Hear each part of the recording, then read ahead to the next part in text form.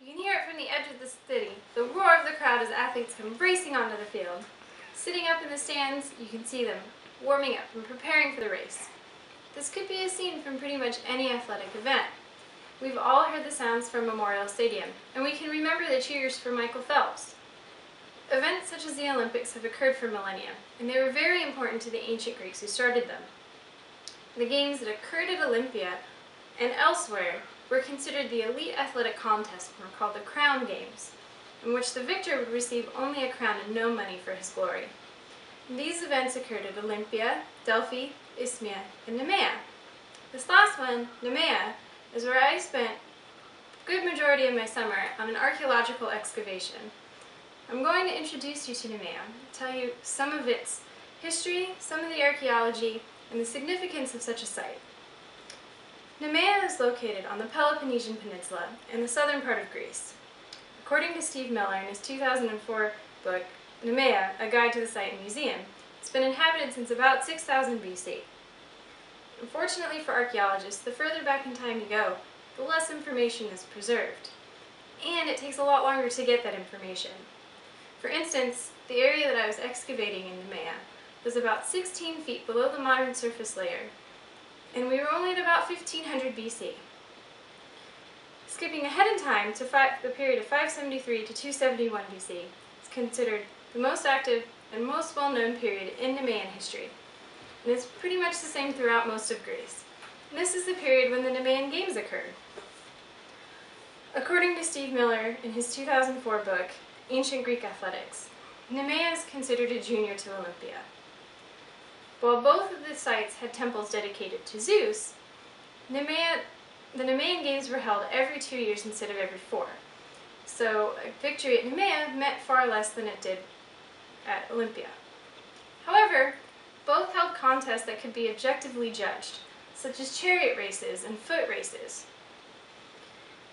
Going ahead in time, we find early Christian communities and then later medieval Byzantine farmers. So how do we know all of this? Primarily through Steve Miller, who excavated the site from the 1970s through the early 1990s. What's really interesting about the history of the archaeology of the site is that it's been a point of interest since before we were considered a nation. The Society of Dilettanti from London came through in 1766 and started poking around. 100 years later, the French came through and did some excavations. They eventually sold it to the Americans in the early 1900s, and we've been excavating there ever since. What have these excavations revealed?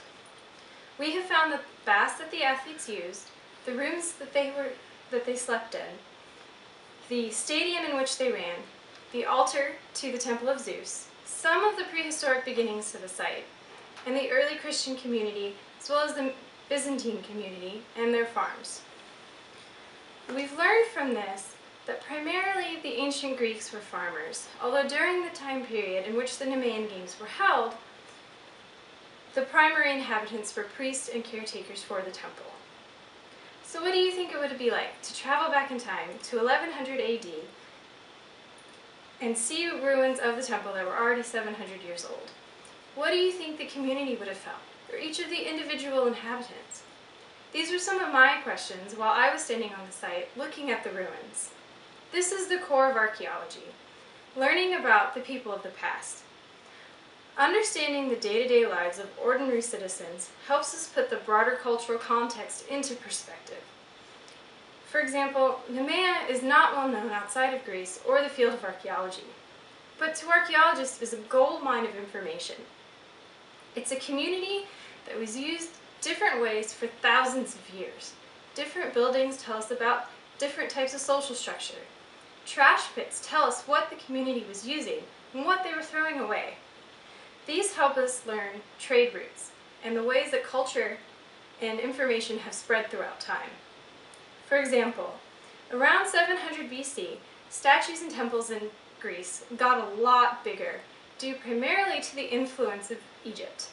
According to Carol Benton in her article, A Greek Statuette in Egyptian Dress, from the 2001 Journal of the Walters Art Museum.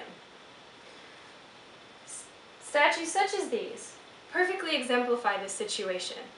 This is a Greek statuette in Egyptian dress, and these help exemplify the relationships that archaeologists try to understand. So this has been your introduction into Nemea. It's an area rich in history, and research is ongoing. Hopefully, these discoveries have made history a little bit more relevant to you.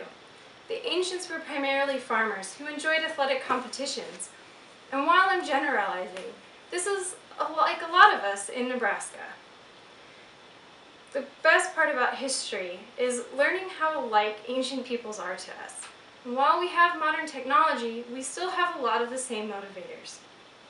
So this was my exploration of Nemea, and it's certainly drawn me in. I hope it has with you as well.